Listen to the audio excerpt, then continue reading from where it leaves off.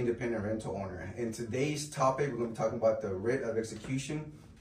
And this is a process that I have limited knowledge about. And so my goal in this video was to grab the information as much as possible and be able to share it. And my goal was to get expert information of people that are actually doing the job now.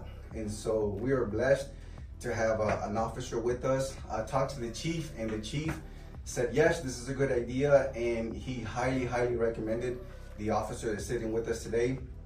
And so I wanted to thank the chief. Thank you. So thank you, sir. Trying to get your name and what you do here. Sure. My name is Deputy Camden. Basically, my primary responsibility here is the writs of execution. We also do writs of garnishment, and we also do court security here in the actual building and stuff. Okay, great. But my primary job is the writs of execution. Right. And I have seen you work here, and I see the professionalism of the court system here. And the chief mentioned also that you have a good reputation of not only here in the court, the process, but also out there dealing with both, you know, like the people that are being served and dealing with us as far as like either the managers or the landlords, trying to get this process done, you know, the best way possible. So thank you for that. Yes, sir. All right. So the writ of execution is a court order authorizing a sheriff or constable to seize and sell judgment debtor's non-exempt property to satisfy a final court judgment. It is a post-judgment collection tool enforcing monetary award from district, county, and justice courts, typically issued 30 days after the judgment.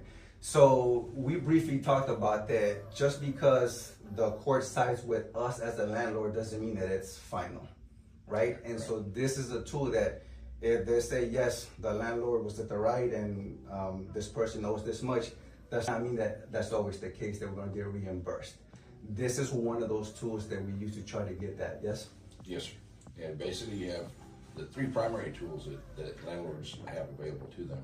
They're usually the writ of execution, also the writ of garnishment, and there's the abstract of judgment. Yes. And those three usually fall hand in hand. Okay. But primarily we're going to deal with writ of execution today. Okay, yes. And so can you tell me what your role is in the writ of execution process? Basically, after the court's done, the judge has awarded the judgment to the landlord. The landlord has filed the writ of execution. It'll come back to our office. Once it comes back to our office, we make the determination, is it a 30, 60, or 90 days? And that depends on how quickly we work on things and what all we're able to do. And we'll get into that a little later.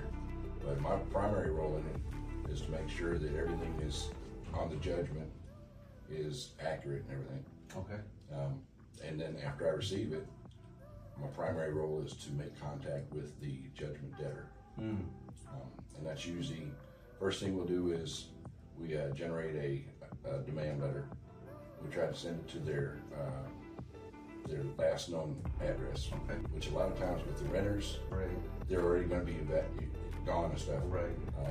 After we do that, then that's when our research starts coming in. Right. We look at things like water listings and things like that. Okay. Trying to locate a good address for the subject. Okay. And that's something I was not aware of. I thought it was if the person is there, great, you can figure out the process. But if they're not there, then like we are at a loss as far as like the landlord. Yeah. But it sounds like you all have more in-depth methods to figure out what the person is. Oh, absolutely. Okay. If we receive a 90-day writ, we work that writ for 90 days. And basically it's an attempt for 90 days. We'll either attempt to locate the person so that we can make demand on it. Right. And then after we make demand, hopefully if they're not able to pay everything, because when we make demand, we make full demand. So if it's a judgment of say $4,000, right, we make demand for the $4,000. Okay. If they say, well, I don't have the $4,000, I can do that, then that's when we put them in contact with the original creditor, because we're not authorized to make adjustments. That's between the two parties involved. Right. So if we tell them if you can't make the $4,000, then please make contact with the creditor and try to make arrangements for payment. Right. Okay. Can you give us examples of exempted assets. Sure, absolutely. Basically, exempted assets would be your house. If you own a home, Okay. and it's homesteaded, personal properties. Personal properties are exempted most of the times up to $49,000. Oh wow. Yeah, that's a lot That's of a lot, exemption. right? And that's why it's so hard to actually seize any property. And then also livestock. If they have livestock, they're allowed so much livestock. Really? Yes. Wow. And if vehicles, if you have 3 drivers and you have 3 vehicles, those vehicles are all exempted. We can't go out and seize from them. If there were one individual with 3 vehicles, Absolutely. that changes, right? Yes, sir. Okay. Yeah. And a lot of things that we kind of look for more at the non-exempt as opposed to exempt. A non-exempt would be like if you've got a motorcycle, Right. if you've got trailers, if you've got mobile homes, if you've got apartment complexes. You know, you live in your house, but you own 3 apartments. Right. You know, so that's primarily where we go. Okay. If you own stocks and bonds, like weapons and stuff. But a lot of times, what you're going to find out, especially as a landlord, you're looking at a very transient Yes. society. Yes. So they're not going to have a lot of that stuff that we're going to be able to just Right. voluntarily seize and Right. stuff. So. Yes, I understand. You mentioned 30, 60, 90, and originally in my mind it came like, well, just like everything else in society, right? We want to do it as quickly as possible. You mentioned that is in a sense working against us. Can you explain? Sure. 30, 60, 90 days is going to be the actual life of the writ. A lot of people say, well, if I do the 30 days, then I'm going to get paid within 30 days. and actually, that's just the life of the writ. It doesn't necessarily guarantee that you're going to get paid. Okay. It's just, you have 30 days from the time the judge signs it. Well, I have 30 days from the time the judge signs it to make contact and make demand for that payment. Okay. And if necessary, seize anything. However, where the 30 days works against you is we have to, if we see something and we decide to sell it, they have to be notified 21 days out before the sale date. Wow. And sale dates are every Tuesday, the first Tuesday of every month. So automatically, if you get something, say on the 16th, there's no way I can sell it the following Tuesday. Right, right. So that 30 days comes into play there, and it just kind of wipes everything out. So the only thing on a 30-day writ that I have time to do is to do demand. Okay. And possibly find if they've got any property. Right. Now, the good thing about that is if property is identified, after that 30 days, you're free to file another writ. Right. So, Right. but Okay. it's a lot easier to go with a 90-day writ and kind of give us time to work with it. Right. Where the 30-day writ does come into play, and a lot of people, is if you know that your clients have assets and they're readily seizable assets, i.e. you just evicted somebody that owns a daycare. Right. You know the daycare has Right. a certain amount of money and stuff that they're gonna move their assets around and stuff. Right. So something like that, where you know for sure that they probably have assets. A 30-day writ wouldn't be bad because you kind of want to go in there before anything. So The more informed we are, the more we can provide you, that makes the process faster and smoother. absolutely. Okay. I agree. This process, in your opinion, because you deal with it daily, I would say, do you think it's an effective process?